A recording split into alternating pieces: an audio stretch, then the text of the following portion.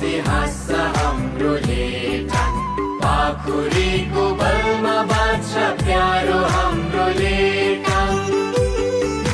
राजा रानी शान्ति park भेदभाव तोड्छ, लाखे हुर्र साकेला प्रीतको साइनो जोड्छ। सुनखरी वन जङ्गल चिसाङ बन्यो वरदान, पर्यटन र प्रविधि कृषि हाम्रो पहिचान।